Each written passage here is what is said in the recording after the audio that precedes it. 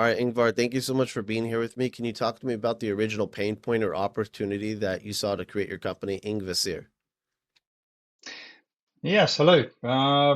It all started 5.5 years ago in a peak of COVID and way before the full-scale war in Ukraine.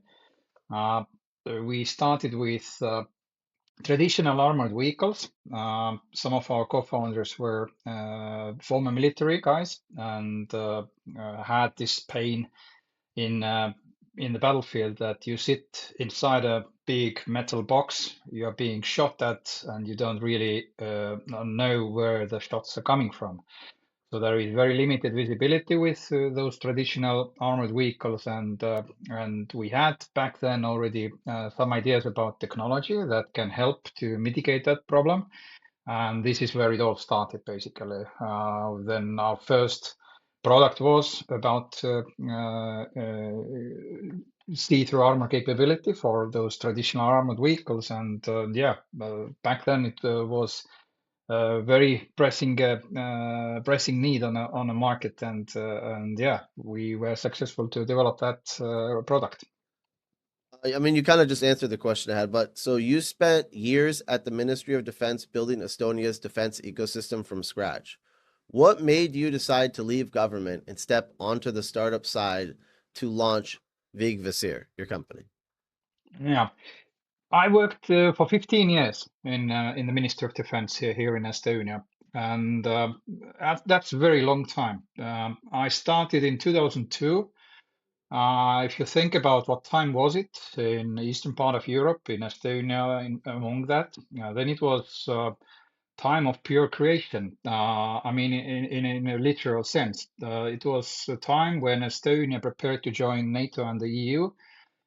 In the government, it didn't work like a typical bureaucracy back then. It worked as a startup. It was a country which needed to be built up after decades of devastation of the Soviet occupation. And it was a very different world back then. If I compare it with a world when I ended in 2016.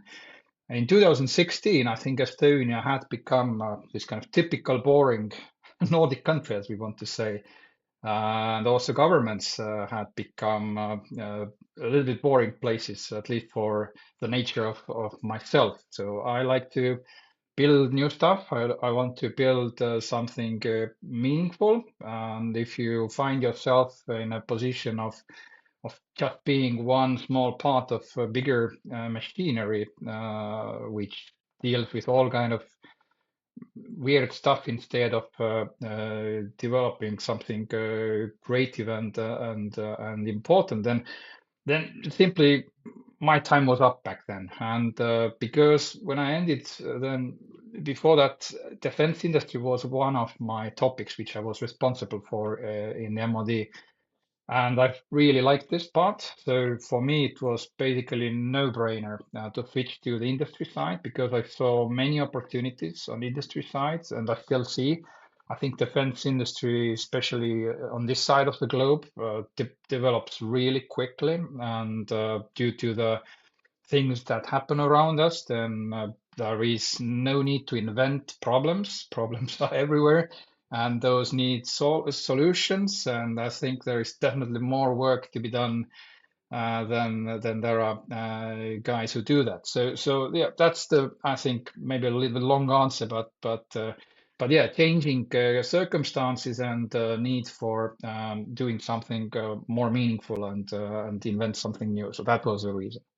So, what was the biggest culture shock transitioning from working at the ministry and being a supervisory board member to early stage CEO? I think the biggest shock is that actually it's no different in principle terms. So I still work to defend my country. I did this in the government. I do this again on industry side. I do it a little bit differently, but in the end of the day, I see the same people. I see the same tasks. I talk about the same kind of issues and problems. Simply the methods how I work on daily basis, those are a little bit different. I have more flexibility to choose my own path when I'm on industry side, and I'm one of the co-founders of the company. I was less independent back in the government, but in principle, yeah, that was the biggest shock that things are not that different. And I think it's more like it's more like an invented problem that people tend to believe that it's massively different world, like different planets, when you are either on a government side or on an industry side. Actually, it's not. It's more similar than you think. When did you realize that the future of warfare wasn't just better hardware, but a software platform connecting manned and unmanned systems? Mm, Actually, I like to build solutions around the problems, not the other way around. And when you see the problem, or your companions see the problem, and you also happen to meet people who have some kind of technology ideas that could be potential solutions for those problems, then I think it's sort of easy that things fall into right place itself. So you simply need to give it an opportunity. You need to create this kind of momentum where right people meet each other around a particular problem, and then things start to happen. So you don't need to really invent or push anything. So once you know the problem, and you have at least some kind of faint idea about the solution, then I think this solution will come in itself. In Estonia, on top of everything, of course, we have a long tradition of developing software-based solutions. Estonia is very high ranking globally in software development, in cyber defense, things like that. So I think this kind of natural background and ecosystem here in Estonia also is very supportive for these kind of solutions. So there are ecosystems in place that support the development of startups. There are government initiatives in place. There is a community that supports it. There are investors who understand that what is it you talk about. So I think Estonia is a wonderful place where to launch those kind of solutions from scratch, because there is so much supportive ecosystem available here. The Baltic ecosystem is producing some of the fastest moving defense tech in Europe right now. What makes Baltic founders uniquely suited to build next generation defense tech, do you think? Urgency, because we live where we are. If you look at the map, you understand it immediately. Tiny nations next to a big giant who is unstable, to say the least, and threatening whole Europe and the whole world. You don't have a choice. You need to defend your lifestyle, your families, your friends, and yourself from that crazy neighbor. And that urgency gives determination. That determination gives motivation to move fast very quickly and to find solutions, whatever it takes. Because if you fail, it's a fatal. Basically, your country may collapse, and that's something you don't want to happen. So I would say that's the main reason why things here in the eastern part of Europe in whole work very quickly and move fast. And if you are interested in seeing where defense industry and solutions in defense go for the next few years at least, then I think it's a very interesting place to be, because so much is happening here, and many companies are coming on a market, crazy new ideas which nobody even thought about come to the market, and I think it's a very fascinating time to live here if you work in defense. So yeah, I think in that sense, it's no wonder that things move fast here in the Baltic region in defense. So 7 years ago, a lot of European VCs wouldn't touch defense. Now they are. backing defense startups. So what shifted in the venture mindset and what is still missing, do you think? Also, necessity to defend Europe as a whole. That changed the attitude. I think Europe in general made a very big mistake in the past to think that the history has finished itself and is over and eternal peace has arrived to the world.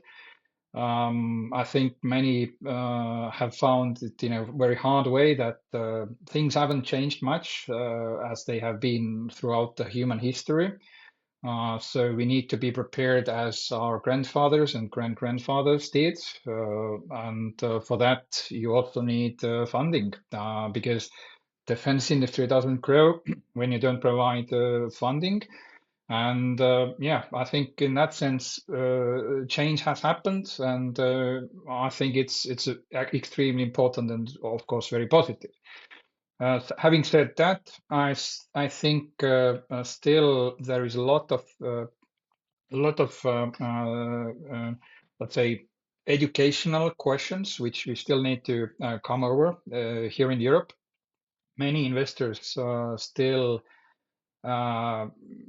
have not fully understood, I think, how defense works. It makes defense investment still very difficult because there are high risks involved. Market predictability is very, very difficult to predict.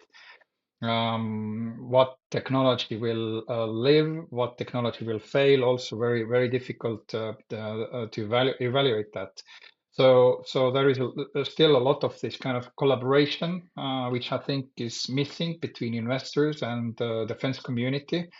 And if we can get this collaboration closer to each other and yeah, more communicative in both ways, then I think that would create these kind of better chances that right projects, right companies in defense get funded right at the right time, and right technology will get on a battlefield sooner than later.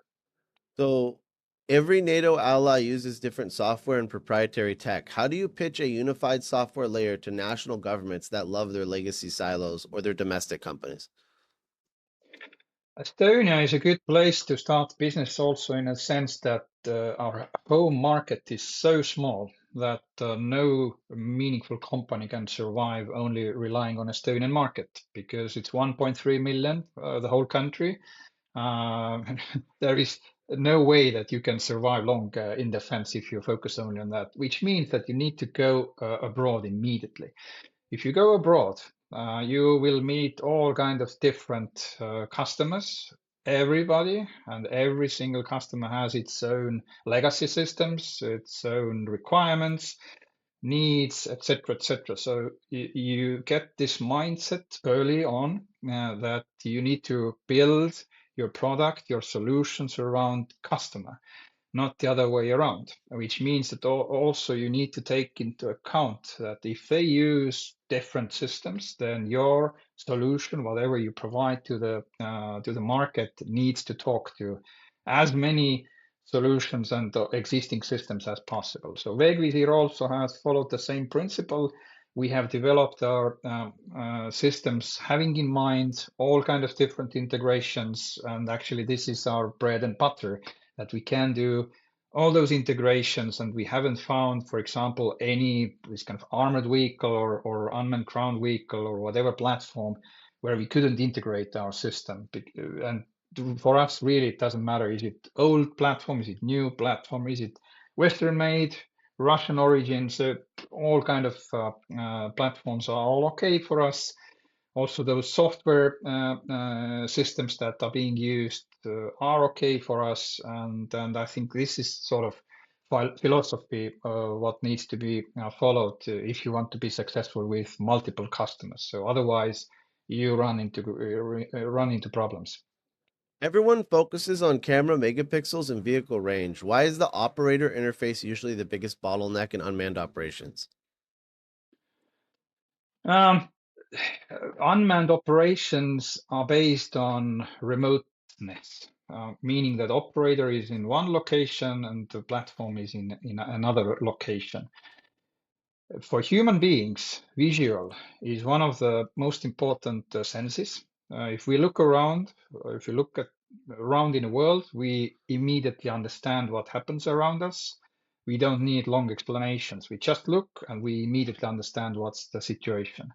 The same goes with when you operate the different platforms. The more you see, more faster you see, the better you can react. And if you react faster, even a tiny bit than your enemy does, then you have higher chances to survive the battle, maybe even to win the war.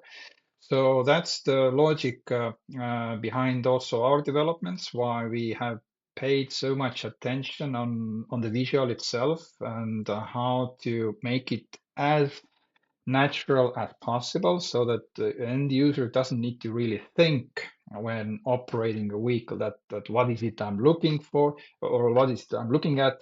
It has to be natural enough that you just grasp it immediately as you just look around normally the world around you. So that's the logic what I would bring up. Modern electronic warfare jams networks constantly. How do you design software that keeps working when connection drops on the front lines? Yeah, it's not only a software issue, it's also a connection issue. It's also a physical issue, how you protect equipment that is running on software. So it's a combination of multiple things. What we need to do on our end is to make sure that whatever is possible to be used to make our systems more usable in a modern electronic warfare, then we need to use it, all that technology that is available. That's why, for example, we have developed our own communication module, which we can give along with our visual solutions so that you can transmit the image between the platform and the operator. In our communication module, we have taken lessons learned from Ukraine warfare, which shows very clearly that if you have war like this, then you have to be able to use whatever is available for you on a specific geographical location. It would be nice if you have this kind of traditional military tactical network available. In many cases, you simply don't have it. And that's why we have also taken usage of existing cellular networks, 4G, 5G, satellite networks, Starlink, for example, fiber optical cables, also things like that. So we have built this kind of redundancy system where you can prioritize your favorite networks. And if your favorite network fails, then the system automatically chooses the next priority and then next priority, etc., which gives you higher chances to survive in electronic warfare contested environment. And that's the logic that we have used. If you are using, let's say, this kind of traditional armored vehicle, then of course this metal hull also gives some protection because modern armored vehicles are heavily protected against electronic warfare. So if your, let's say, compute unit is inside the vehicle, then the vehicle hull also protects that part quite a lot. So again, just few examples that I gave to you, but this gives you an idea that there is no single silver bullet on a market. You need to use multiple solutions and combine them together into a redundancy system, and then you can hope for the better results. Selling to defense departments is notoriously slow. How do you keep an early stage startup moving fast while dealing with multi-year government procurement timelines? Yes, that's a major problem. And I think the only way to mitigate it from a startup point of view is that you need to have your sales funnel big enough so that if those multiple customers are thinking about the things, doing all the experiments, trials, developing ConOps, whatever, then you need to have a big enough funnel which gives you the outcome, which is good enough for you from economic point of view. And that's, I think, the main approach what we have taken. Of course, if you are lucky and you produce or develop a technology which has very high demand, let's say you happen to develop drones these days that fly, FPV drones, for example, then I think it's much easier to find customers for those because you don't need to explain really what an FPV drone does. Everybody already knows that yes, we want them, and we want them more probably than you can produce. But yeah, and those tenders already are also ongoing, and then you simply need to find those tenders, and I think you have high chances to win at least somewhere. If you develop some new technology which hasn't been on a battlefield yet, such as ours, for example, then it takes longer time because military customer is very conservative customer. They want to be very much sure that whatever you develop is actually performing as promised. And for that, you might need to go through all kind of different trials, experiments. Maybe there is a doctrine which needs to be changed. It then takes even more time than in other cases.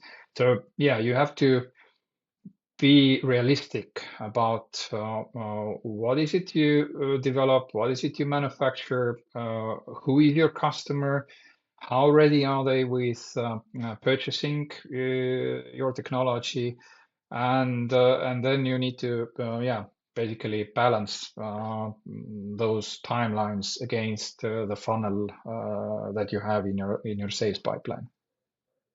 So I don't know if this is true, but I heard the idea for Vegvisir came from military veterans who were stuck inside armored vehicles in Afghanistan. What was missing back then that inspired you to build this company and solve this problem?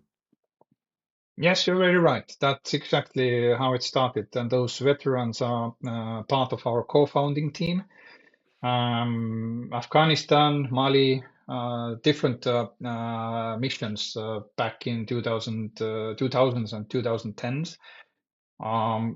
If you imagine yourself sitting inside an armored vehicle, a big metal box that has wheels and steering wheel, then that very armor, which is meant to protect you, also heavily limits your visibility. Some armored vehicles have almost no windows. You just have a tiny periscope that looks around the vehicle. Okay, today things have developed a little bit further. Cameras are better and they are cheaper to install. So if you buy a modern armored vehicle today, then most probably it already has multiple cameras on board of it. So then you get at least a visual through cameras, but still it comes typically with a touch screen type of thing. You need to swap physically between different views from different camera angles, and that's all time consuming. So what we did differently is that we developed a headset. You just turn your head and you're looking left or right. You don't need to swap or find a button on a screen that how can I change camera positions on my screen. So all these kind of things we have developed already a couple of years ago. So you recently expanded from land vehicles to air, sea, and underwater systems. What domain was the hardest to integrate into your software? Still, I would say that the land domain is most complex one because it's the most contested environment that you can imagine. This is where most of the human life is happening. This is where all the cities are, traffic, animals, trees, rocks, whatever you can imagine. So the visual is very complex, and how to create the visual that works in this very complex environment isn't a very easy task. So it's not a trivial task. And that's why we have found out that that expanding from land domain to air, for example, or to sea is maybe a little bit easier than it would have been other way around. Because up in the air, there are no obstacles, there are no, let's say, complex environment. The distances are long. You can actually compromise a lot with visual. On a land domain, when you think about big armored vehicle and visual around the armored vehicle, then you cannot leave even a millimeter of uncovered or blind zone around the vehicle. You want to see everything to make sure that that 30, 40 ton vehicle gets through a certain place safely, which means that the visual we talk about and how those camera images have to align with each other, that's very complex. And you need multiple cameras to get good image quality. How to stitch that image together, it's not very trivial task. Many companies have spent a lot of time and effort on it and still haven't got a very good result.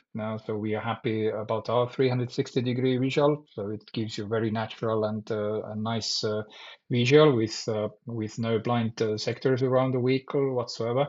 So in that sense, yeah, I would say that still land domain is the most complex one. This is where the most of the things happen. And to make it work well, it takes a lot of effort. So, what is the single biggest milestone or rollout Vegvisir is focusing on for the rest of this year? Yeah, actually, this domain expansion started in the end of last year when we made the first steps towards air, sea, and underwater. So this year we definitely want to get real with it. I mean, with real projects and to make it work. And that's definitely one of the milestones. Another one is that that we already aim for bigger RFQs, which we are part of, and we hope that some of them are starting to get to a final conclusion, which ends up with bigger sales contracts. Because with all our customers, we have been still in experimental phase, more or less, which means that it's a technology that has been tested out and evaluated. But we now hope that that we are getting to a position and to a moment where things start to get real in also that terms that that we have passed successfully the evaluation and testing phases, and we are now ready for scaling up in big time. When you sell Vegvisir, who is signing the contract? Is it defense primes, vehicle manufacturers, national ministries of defense, or active military units? All of them can be our customers, and we, in many cases, I think we actually have all of these examples as our customers. And for us, honestly, it doesn't really matter who exactly is our customer. Is it an OEM in a particular country? Is it an innovation unit in defense forces or whatever? The point is that that particular military unit in that particular country needs to get the best technology that is available. And different countries have organized their defense procurement differently. And again, we are very flexible. So if there is a requirement that we need to collaborate with local industry, then we collaborate. We are happily doing that. If there is direct interest from innovation unit in defense forces, then we are very happy to engage directly to the end user and help them to find out the best solutions. For example, to make manned-unmanned teaming work in practice. So yeah, from our point of view, we are happy to work with everybody, and we never turn down any potential customer simply because they are from a wrong organization. Is Vegvisir meant to be retrofitted onto existing armored vehicles already in active service, or is it strictly built for brand new vehicle platforms coming off factory lines, do you think? Actually, we started our see-through armor capability development, having in mind all the existing vehicles already. Because back in 2021, when we started our company, the sales of new armored vehicles was not really that big. But if you look to the modernization programs, then those numbers are much bigger. And there are more than 100,000 existing armored vehicles that we eye in the world. I mean, we talk about only friendly countries, NATO and the EU and the friends. And yeah, those vehicles are there already. Somebody has paid a lot of money for that equipment. We can give very good add-ons to those existing vehicles so that you can make those vehicles more meaningful on a battlefield.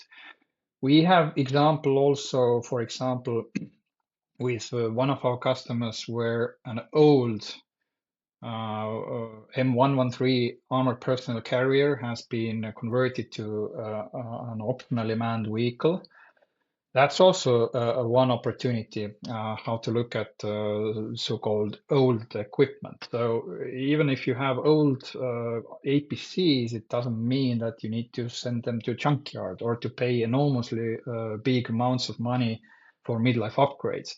Instead, you can convert them to be robots, remotely operated platforms carrying a remote weapon station, for example, or doing medevac operations, things like that. So that's also one way how to approach, and I would say it's even economically, ecologically friendly approach to reduce the waste, etc. So in that sense, for us, it doesn't matter is the vehicle old or new. We work well with both, and yeah, it's basically a question back to the end user that what is your plan with those armored vehicles that you already have? So how long will you maintain them in your fleet?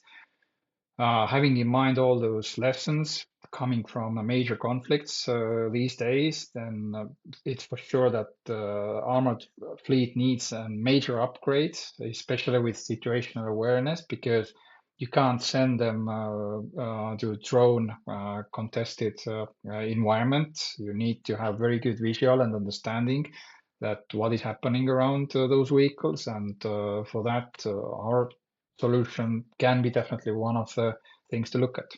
You've partnered with drone companies like Electric Wings and subsurface companies like Submerged Baltic. How are different vehicle makers reacting to using one unified software interface? I think in principle, those companies with whom we have partnered, they have liked the idea a lot because it makes their life easier as well. The problem with remotely operated platforms today is that they act quite a lot like standalone systems. They are not really connected to anything really. In order to get, for example, understanding from commander's point of view that where is my UGV, then it needs quite a lot of man work between the operator and the command line. And to tackle that, these kind of unified interfaces are actually very good solution to come over with this problem because that allows commander to see that where are my assets. If I'm on a, I don't know, attack formation and I'm going to yeah going on an attack mission, then where are my UGVs? How do they move with me? How can I command them? How can I control them? Then this kind of unified interface is absolutely necessary to make this all happen, because otherwise you need to use this lengthy chain of commands and communication chain to get command down to the operator and back from operator to the headquarters. So that's the way it shouldn't be. And there is technology like ours today available already, which you can use to mitigate those problems. So one of Europe's biggest unmanned vehicle builders, Milrem Robotics, you've partnered with them. Can you just talk to us about that? Yes, we signed the teaming agreement. I think it was already early last year. No, they are one of the big unmanned ground vehicle manufacturers in the world. They happen to have main office here in Tallinn, just 15 minutes drive from our office. So in that sense, it's very easy to collaborate with companies like this. On the other hand, they have been working with UGVs for more than 10 years. I think many UGV manufacturers don't even know half of the problems that they already have witnessed and seen. And in that sense, it's very good to work with a company which is mature, knows exactly what is needed, and has big strategic ambitions on a market. So we really like working with these kind of companies. So for the last question, for potential VCs, investors, customers, what would you like to tell them about Vegvisir that maybe they don't understand, or how it's different from other companies, or just explain to them something they might not know or that you would find they would find useful? Mm, I think one of the key confusions that we have seen over time is that defense industry and defense market is not just one big unified thing which is booming equally everywhere. It's very complex world actually. There is hundreds and thousands different technologies available to do military job, and I think this kind of mindset is needed when somebody wants to either work with a defense industry or invest in defense industry, that you need to be very specific and open-minded about how different technologies act in the battlefield. And I think that's one of the things we have noticed, that many people don't necessarily understand, that it's not just abstract boom everywhere. It's more complex than that. In many cases, things take more time than you think. And the technology development has high risks, especially in military, because we talk about fighting with human lives here, and the technology that we use in defense needs to be absolutely super to be on that level to support human beings on these very tough conditions. So in that sense, also technology development is something that is not trivial. It has high risks and takes time, and you need to have patience a lot in defense. Things just don't happen overnight. But other than that, I think if anybody has interest in defense, especially with investment in defense, then I think today is absolutely right time to do that. As a citizen, I'm really worried about what happens in the world with all those wars around us. As a defense company, we see, of course, a lot of opportunities that we can use, and in the end of the day, we also hope to defend our lifestyle, our country, our families and friends, and ourselves with technology that we develop.